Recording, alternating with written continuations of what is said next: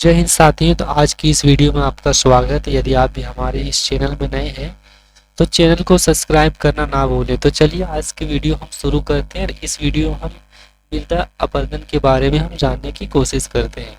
तो इस वीडियो में हम जानेंगे मृदा अपरदन के कारणों का विस्तृत वर्णन। तो सबसे पहले हम परिचय देख लेते हैं कि आखिर परिचय क्या कहता है।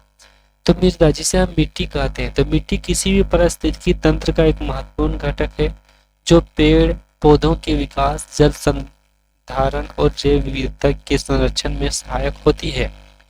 जब मृदा अपने स्थान से हटकर जल या हवा या अन्य प्राकृतिक गैर मानवीय कारण से बह जाती है तो इसे ही मृदा अपरदन कहते हैं। यानी हम सीधा सीधा कह सकते हैं दोस्तों कि यदि मिट्टी अपने जगह से बह के किसी दूसरे स्थान पे चली जाती है तो इसे ही हम मृदा अपरदन कहते हैं। मृदा अपरदन न केवल कृषि उत्पादन को प्रभावित करता है बल्कि जलवायु संतुलन और पर्यावरणीय स्थिरता पर भी प्रतिकूल प्रभाव डालता है। इसे इस लेख में हम अपरदन के मुख्य कारणों का विशेष रूप से जानेंगे। तो चलिए हम सबसे पहले हम देखते हैं मृदा अपरदन के कारण। आखिर क्या कारण होता है जिस कारण मृदा अपरदन हो जाता है। तो मृदा अपरदन का मुख्य रूप से दो कारण होता है। सबसे पहला होता है प्राकृतिक कारण और दूसरा होता है मानवीय कारण। इन दोनों कारण से ही मृदा अपरदन हर जगह होती है। तो चलिए हम प्राकृतिक कारण सबसे पहले हम चर्चा करेंगे, उसके बाद हम मानवीय कारण के बारे में हम अध्ययन करेंगे। तो प्राकृतिक कारण के बारे में हम अध्ययन करते हैं नेचुरल केसेस। मृदा अपरदन की प्रक्रिया प्राकृतिक रूप से होती है लेकिन इसकी गति और प्रभाव पर्यावरणीय स्थिति पर निर्भर करती है। जब मृदा अपरदन जो होता है वो प्राकृतिक रूप से होती है प्राकृतिक कारण में, लेकिन इसका जो गति और प्रभाव है वो पर्यावरणीय पर पड़ता है कि किस प्रकार इसका पर्यावरणीय है। तो सबसे पहला पॉइंट आता है जल अपरदन। जब वाटर इरोजन होता है तो बारिश और बहते हुए जल के कारण मिट्टी का चरण होता है। जल अपरदन के विभिन्न रूप निम्नलिखित है। जब बारिश होती है तो क्या होता है कि जब ज़्यादा तेज से बारिश होने लगती है तो वहाँ की मिट्टी फूल जाती है और वो मिट्टी एक अपने स्थान से को छोड़ के किसी अन्य स्थान पे जाने लगती है। ठीक है, तो इसका निम्नलिखित कारण है जिससे हम एक एक करके चर्चा करते हैं। सबसे पहले आता है शीट अपरदन। शीट अपरदन क्या है? तो जब वर्षा का जल भूमि की सतह पर रहता है तो वह मिट्टी की ऊपरी परत को पतली परतों में हटा देता है। यह प्रकार धीरे धीरे होता है लेकिन फसल उत्पादन में भारी गिरावट ला सकता है। यानी शीत अपरदन क्या है?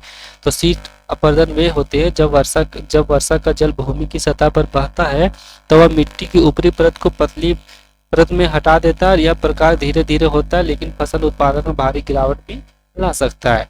अब दूसरा पॉइंट आता है रील अपरदन। रील अपरदन क्या है? तो जब बारिश की पानी छोटे छोटे चैनलों में बहने लगता है तो वह मिट्टी को काट कर बहा ले जाता है। यह प्रक्रिया कृषि भूमि को बंजर बना सकती है क्योंकि ऊपरी हिस्सा जो है उसका बह जाता है। तीसरा पॉइंट आता है गोलीय अपरदन। जब रील अपरदन अधिक तीव्र हो जाता है, अधिक तेज हो जाता है तो भूमि पर गहरी खाइयां बन जाती है। ठीक है, यह मृदा के अस्थायी नुकसान का कारण बन सकता है और कृषि भूमि को पूरी तरह से अनुपयोगी बना सकता है। चौथा पॉइंट आता है नदी अपरदन। नदी के किनारे से पानी मिट्टी के काटकर बहा ले जाता है जिससे बाढ़ और तटबंधियों की समस्या भी उत्पन्न हो सकती है। अब दूसरा पॉइंट आता है पवन उत्पादन, क्योंकि अगला पॉइंट हम देखेंगे अपरदन, तो इसमें हम देखेंगे पवन उत्पादन यानी हवा के द्वारा इससे अपरदन होता है। तो सूखी और रेतीली मिट्टी में हवा द्वारा अपरदन की प्रक्रिया देखी जाती है। यह मुख्य रूप से रेगिस्तानी और शुष्क क्षेत्रों में होता है।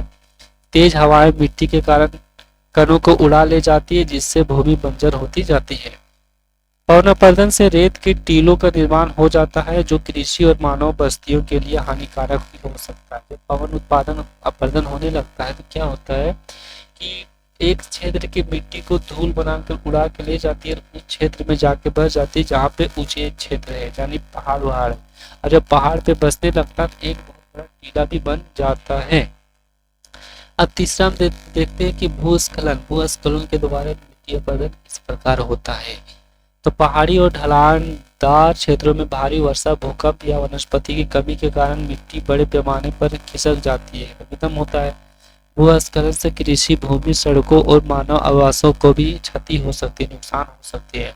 मान लीजिए कि आप किसी घर में हैं और आपके बगल में कोई बड़ा पहाड़ है, जब वहाँ से भूस्खलन होता है, वहाँ से जब मिट्टी टूट टूट के गिरता है तो आपके आवास को भारी नुकसान हो सकता है, आपको भी नुकसान हो सकता है यदि आपके घर में गिर जाता है तो।